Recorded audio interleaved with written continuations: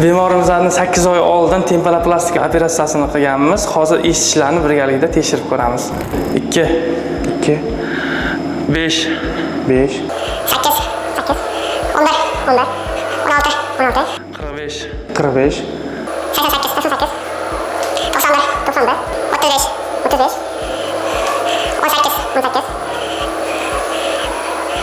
16 16 Yaxshi.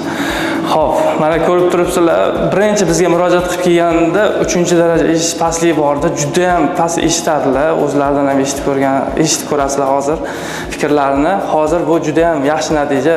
Даже bilmayman, masofa 10 metrdan uzoq masofada bemorimiz komfort hayotga qaytdi. Kimdagi eshitishda muammolar bo'lsa, quloq pardasida muammo bo'lsa, bizga bemalol murojaat qilib kelishingiz mumkin. Bu yerga kelishimdan avval chap quloq pardam teshik edi. Ishim juda ham past edi. Keyin Bobur akaga murojaat qildik. 28-iyun kuni operatsiya qildi. Operatsiya juda ham yaxshi o'tdi. Hech qanaqa og'riqlar, boshqa yomon alomatlar sezilmadi. Keyin operatsiyadan keyin Xudoga shukr, eshitishim ancha ko'tarildi.